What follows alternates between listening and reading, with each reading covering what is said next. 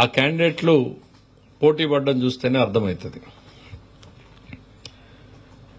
మీరు ఇంకా ఏదో మాట్లాడుతున్నారు, డీటెయిల్స్ ఇవాళ కడపలో కూర్చుని మా వాళ్ళు అక్కడి నుంచి డీటెయిల్స్ తో సహా ప్రెస్ మీట్ పెడుతున్నారు. జగన్మోహన్ రెడ్డి గారు చెప్పిన దాని మీద ఏంటి పోలింగ్ బూతుల్లో ఏజెంట్లే లేరు అని. అంటే ఎంత కాన్ఫ్లిక్టింగ్ గా మాట్లాడతారంటే 11 మందికి ఒక్కొక్కరికి ఇద్దరిని ఇచ్చారు ఏజెంట్లు. ఒకరు ఏజెంటు, ఒక రిలీవింగ్ ఏజెంట్ ఇస్తే అందరూ బూతుల్లో ఉన్నారు. ఒకటో ఇద్దరు మీ దగ్గర మీ వాళ్ళు ఎవరైనా ఉండకూడదు, ఈ అవమానం చూడలేమని ఏమన్నా వెళ్ళిపోయారా మాకైతే తెలీదు. మీకు ఒక లైవ్ ఇన్సిడెంట్ మీరే చూపించుకున్నారు కదా, పోలింగ్ బూత్ లో తెలుగుదేశం మన వైసీపీ ఏజెంట్ మీద దాడి జరుగుతోంది అని. మరి లేని ఏజెంట్ని ఎట్లా కొట్టారు తెలుగుదేశం వాళ్ళు? అతను రిగ్గింగ్ చేయబోతే యథావిధిగా పాత సంస్కృతాయం ప్రకారము అడ్డుకున్నారు అక్కడ ఉన్నటువంటి ప్రజలు. మీరు దాన్ని కూడా కన్వర్ట్ చేసి కొడుతున్నారు అన్నారు. ఇవాళేమో ఏజెంట్లే లేరు అంటున్నారు.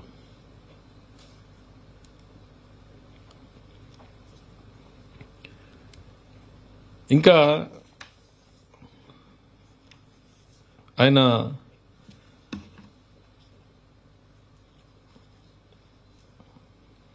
వాళ్ళ పార్టీకి సంబంధించినటువంటి ఒక 2-3 పోలింగ్ బూతుల్లో మాకు నమ్మకం జరగలేదు, ఎన్నికలు సరిగ్గా జరగలేదన్న నమ్మకం అని అంటే వాటికి రీపోలింగ్ కూడా ఇచ్చింది ఎన్నికల కమిషన్.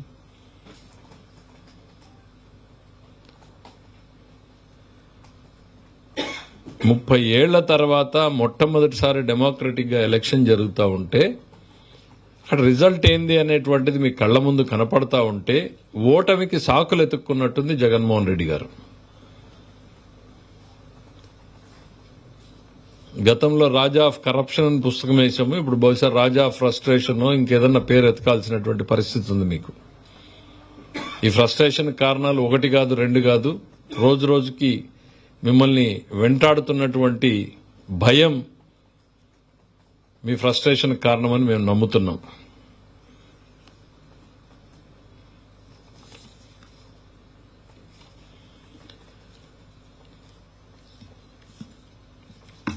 ఆయన 2-3 సంఘటనలు ఏవైనా జరిగితే ఆ సాక్షి పేపర్లో ఎన్నికలన్నాక సహజంగా ఉద్రిక్తత అనేటువంటిది గ్రామాల్లో ఉంటుంది. అందులో స్థానిక సంస్థల్లో జరిగేటప్పుడు ఉద్రిక్తతలు గ్రామ స్థాయిలో జరుగుతూ ఉంటాయి. పోలీసులు 2 పార్టీలకి సంబంధించిన వాళ్ళని చాలా మటుకు అక్కడికి రాకుండా బయట తిరగకుండా వచ్చి ఓటేసి మాత్రమే వెళ్లిపోయే రకంగా ఏర్పాట్లు చేస్తారు.